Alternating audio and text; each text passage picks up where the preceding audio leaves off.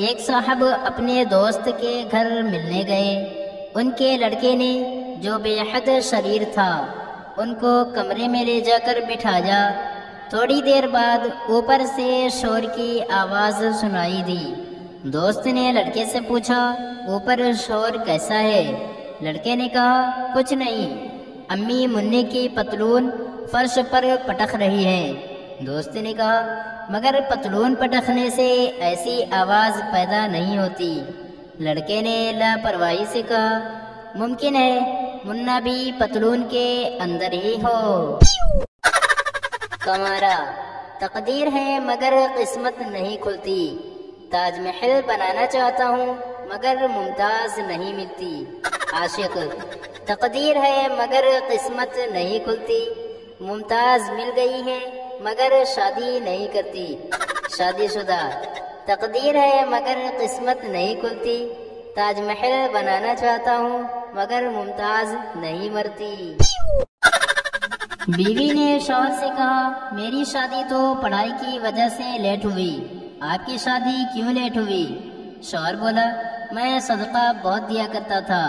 بیوی نے کہا صدقہ سے شادی کا کیا تعلق؟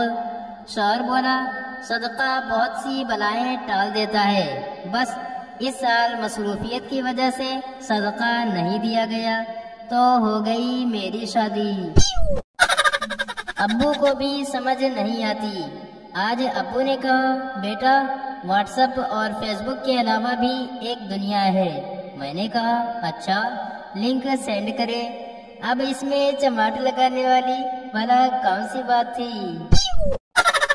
پاکستانی والدین اپنے بچوں سے اس قدر پیار کرتے ہیں کہ اگر بچے کو چوٹ لگ جائے تو اتنا فکر مند اور پریشان ہوتے ہیں کہ بچے کی ہی ٹھکائی شروع کر دیتے ہیں۔ چوہا ہاتھی سے بولا 2 دن کے لیے اپنی نیکر دینا۔ ہاتھی نے پوچھا پہنے کا کیا؟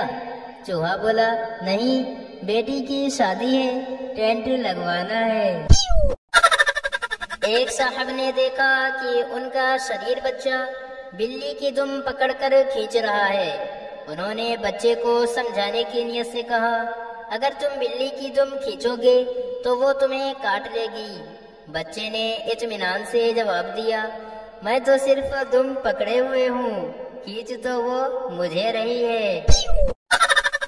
ایک دوست نے دوسرے دوست سے کہا میں نے آزما کر دیکھا کہ اگر کچن میں کام کرتی عورت کو جا کر یہ حقیقت بتا دیں کہ یہ آپ کے بس کی بات ہے ورنہ میں تو 1 سیکنڈ یہاں نہ رک سکوں، تو اس کی دن بھر کی تھکاوٹ اتر جاتی ہے اور وہ آگ کے پاس بھی ایسے مسکرانے لگتی ہے جیسے ٹھنڈی ہوا چل پڑی ہو۔